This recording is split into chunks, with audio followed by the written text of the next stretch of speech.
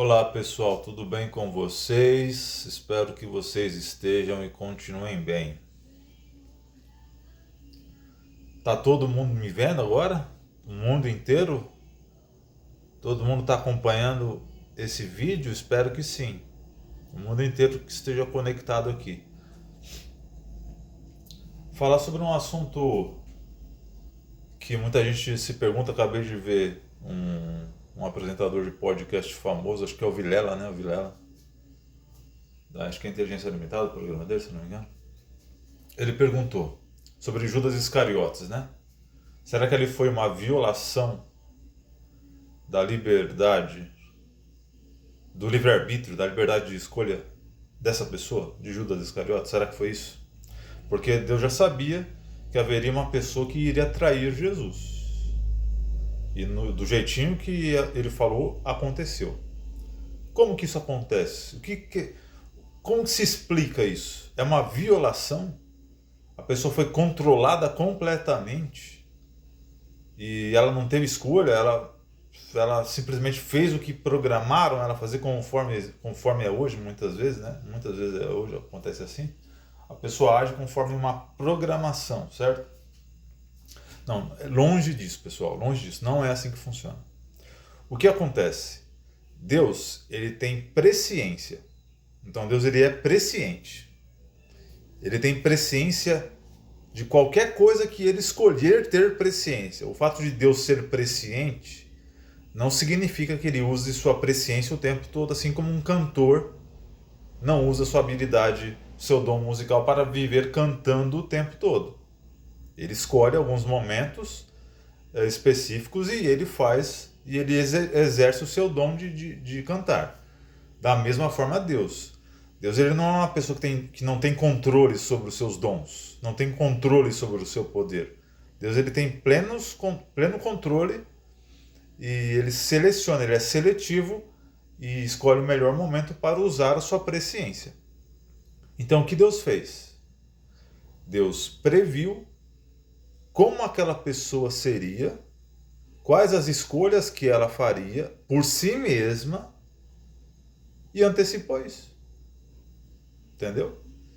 Então, Deus sabe, Deus conhece tudo, Deus pode conhecer, se Ele quiser, e Ele já fez isso, Ele pode conhecer tudo o que vai acontecer de antemão, mas isso está longe de significar que Ele seja o responsável por essas coisas acontecerem.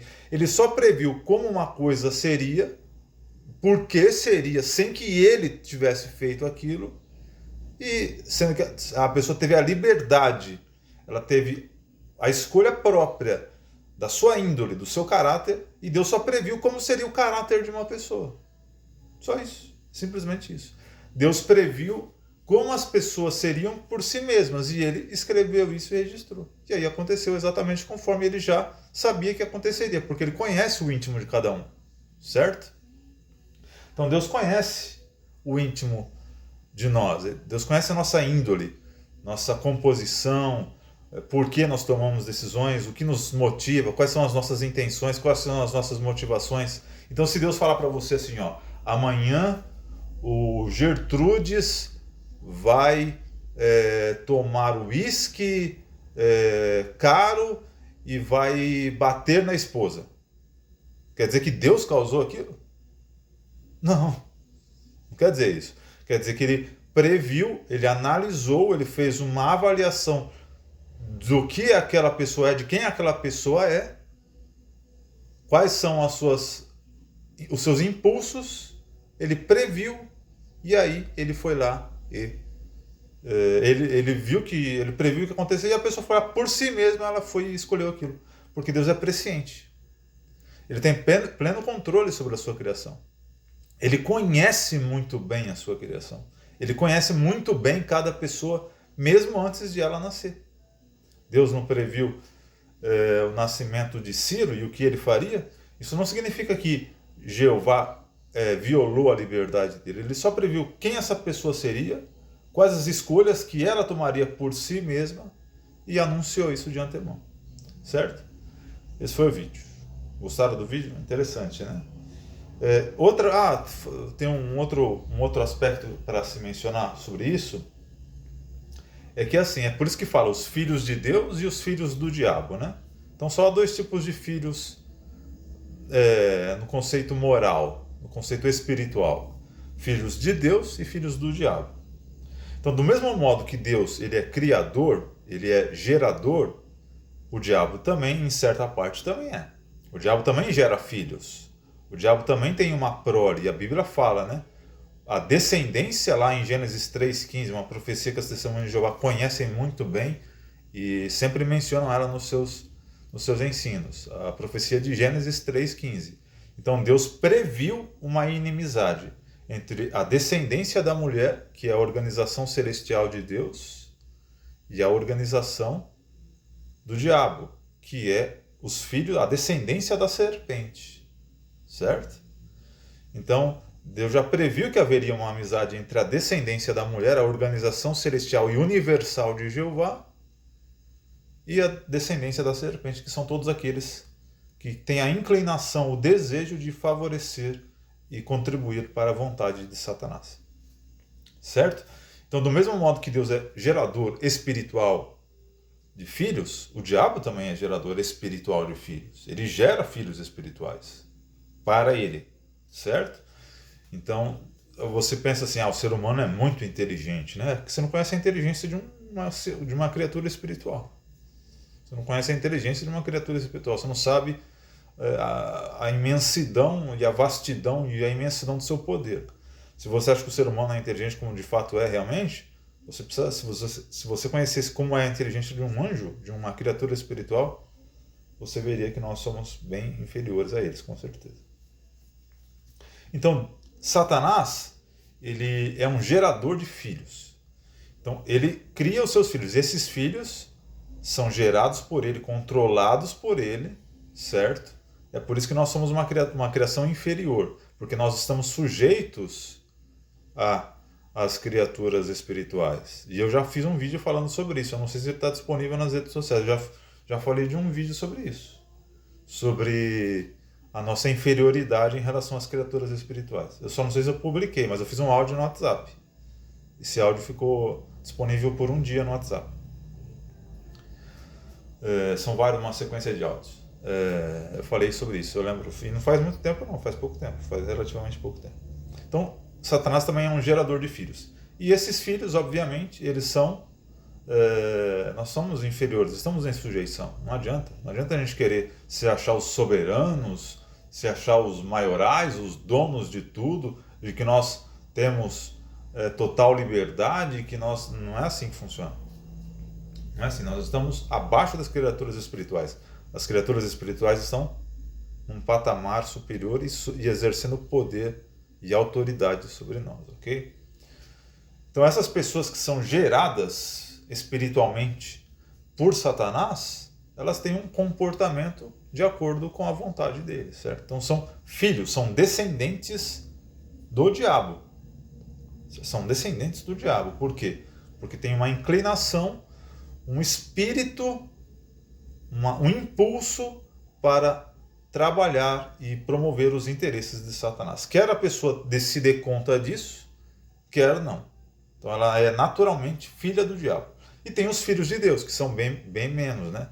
São pessoas que foram geradas pela vontade de Deus. Pessoas que têm a inclinação e a vontade própria delas, que elas mesmas escolheram, de fazer a vontade de Jeová, de seguir um padrão correto. Há pessoas que, a maioria, infelizmente a maioria, tem a inclinação errada. Isso, uma pessoa que tem uma inclinação errada hoje, não significa que ela é um filho do diabo. Não quer dizer isso. Ela pode mudar. Só Deus sabe, só Deus conhece os nossos corações, certo? Então, uma pessoa que age de modo errado hoje, quer dizer que ela é filha do diabo? Não necessariamente. No momento está apresentando esse comportamento, mas isso pode mudar. Porque a pessoa quer mudar, a pessoa escolhe mudar, certo? É assim que funciona. Outra questão que eu vi numa live de ateus, falando que nós temos que amar os nossos inimigos, certo? A Bíblia é bem clara quanto a isso. Ame os seus inimigos. Então nós temos que amar a Satanás, certo? Porque Satanás é nosso inimigo, mas a Bíblia fala para nós amarmos os nossos inimigos então nós temos que amá-lo também. Olha a deturpação a que ponto chega, né? A imaginação fértil do ser humano, ela é tão irracional que ela apresenta um argumento esdrúxulo desse. Por quê? Porque não usou a capacidade de raciocínio. Não parou para pensar, para refletir ponderadamente, né? Conscientemente, logicamente, não parou para ponderar. Já vai ler uma passagem, já vai concluindo, já sabe? Lê aquela passagem, ame os seus inimigos. Pum. Aí já vem uma enxurrada de argumentos. Então tem que amar o diabo? Por quê? Porque não raciocina, não reflete, não pondera. Já vai concluindo. Lê uma coisa ali, já vai concluindo. Aí você... Cadê a reflexão? Cadê o raciocínio? Cadê a lógica? Cadê levar em conta o contexto? Certo? Cadê levar em conta o contexto? Não faz isso. Lê, já vai concluindo, já vai... então... Né? Então, pessoas irracionais. E a Bíblia usa esse termo para pessoas que não fazem a vontade de Deus. São irracionais. Ela usa esse termo nas escrituras gregas, né, que é o Novo Testamento. Irracionais, ela usa essa palavra. E é assim mesmo que eles fazem. Agem por instinto, é como se fosse por instinto, né? Vem uma passagem, pum, já conclui. Ao pé da letra daquilo ali, entendeu? Irracionais. A Bíblia usa esse termo. Há pessoas que promoviam ensinos falsos. Mas enfim, vamos explicar sobre isso então. O que a Bíblia quer dizer quando nós temos que amar os nossos inimigos? Quando a Bíblia fala para nós amarmos os nossos inimigos, não significa ter afeição por elas. Não quer dizer isso. Significa que nós temos que fazer o bem. Mas isso não significa que nós temos que amar a pessoa, gostar dela, ter um carinho por ela. Não quer dizer isso. Assim como o odiar não significa que a pessoa te odeia, não gosta de você. Não, o ódio na Bíblia ele significa muitas vezes apenas desprezo, apenas ignorar, certo?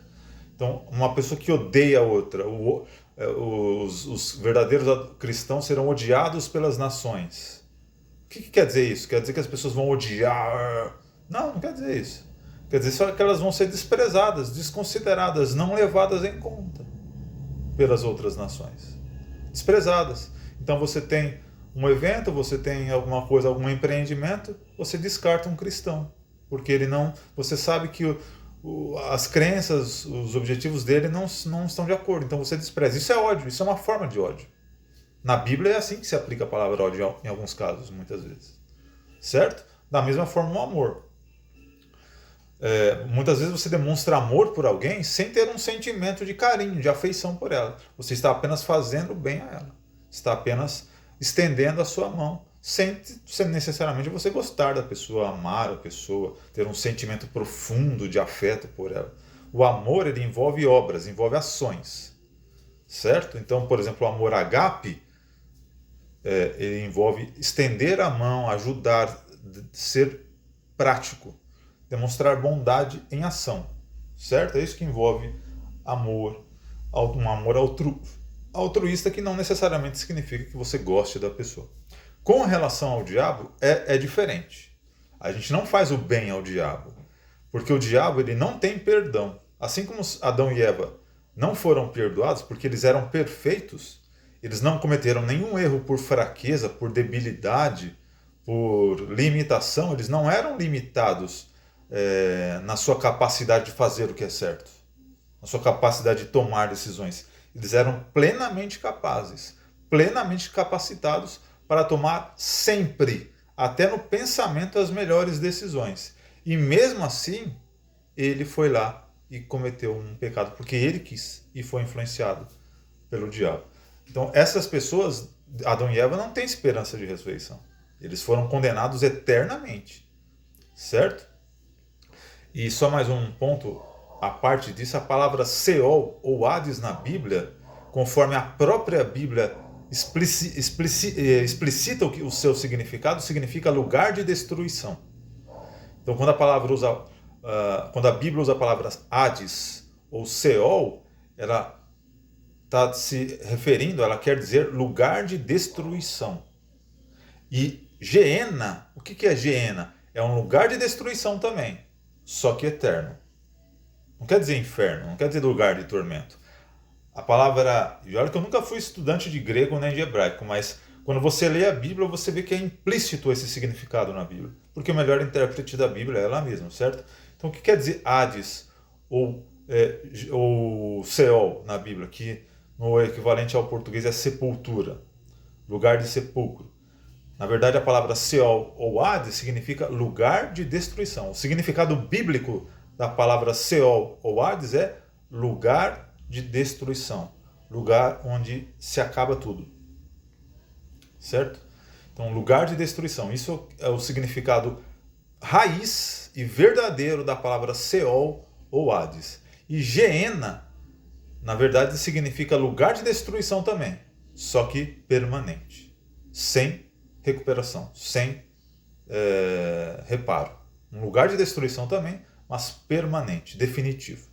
Então, há pessoas que vão para o Hades ou o Seol, há pessoas que vão para a Geena, há pessoas que são destruídas, mas vão ser ressuscitadas. Há pessoas que vão para a Geena, ou seja, elas vão ser destruídas também, mas de modo permanente e definitivo. Certo? Adão e Eva foram para a Geena. Eles não têm nenhuma esperança de ressurreição. Por quê? Porque eles não tinham desculpas para os seus erros.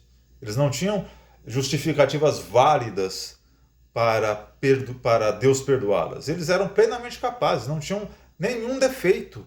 Não tinham nenhum defeito, nenhum motivo que justificasse o erro deles. Então Deus não perdoou pessoas assim. Assim como não vai perdoar aqueles que atingirem a perfeição no futuro. Se uma pessoa que atingir a perfeição no futuro, quer dizer que ela não tem limitações mentais, não tem limitações físicas, não tem limitações de ambiente. Então isso significa que elas são plenamente capazes. Então, se elas cometerem um erro, mesmo que no pensamento, elas serão condenadas também de modo definitivo. Certo? Porque não tem justificativa para você pensar numa imoralidade, para você pensar num roubo, num assassinato. Não tem justificativa. Você é perfeito porque você teve esse pensamento. Porque você quis. Porque você escolheu. E quando isso acontecer, Deus vai condenar diretamente, sem titubear. Assim como foi com Adão e Eva, também Satanás é a mesma coisa. Satanás não tinha limitações, não tinha fraquezas para pecar, para ter escolhido a rebeldia, a desobediência. Então Deus o condenou de modo definitivo. E pessoas assim não têm perdão. E quem não tem perdão, não temos que perdoá-la. Isso não significa que não devemos fazer o bem. Pessoas que são filhas do diabo hoje, há milhões de filhos do diabo hoje, consciente ou inconscientemente, talvez bilhões de filhos do diabo. Elas são filhas do diabo consciente ou inconscientemente. Isso significa que nós temos que tratá-las mal? Que temos que maltratá-las? Que temos que desprezá-las? Não. Significa que não formamos amizade com elas, laços próximos, mas que, se surgir a oportunidade, nós estendemos a mão, nós fazemos o bem, certo? Mas nós não criamos vínculo, não criamos laços de proximidade, de afinidade, certo? Foi claro nesse vídeo? Então esse foi o like, esse foi o vídeo. Curta aí nas formas que você puder e dá o like aí, beleza? O que eu ia falar? Então é isso, Satanás não tem perdão. Ele não tem, Deus, Jeová jamais vai perdoar Satanás. Satanás está condenado para sempre, definitivamente. Ele foi condenado à Geena. A Geena é espiritual, né? Porque ele é um ser espiritual. Então nós não temos que perdoá-lo, que amá-lo, que favorecer os seus interesses, que promover os seus interesses. Ficou claro? Ficou alguma dúvida? Fui confuso? Deturpei alguma coisa? Enrolei alguma coisa? Fui além do que era para ser? Não, obviamente não. Apenas fiz a aplicação correta, ok? Tudo de bom para vocês e até o próximo vídeo. Falou!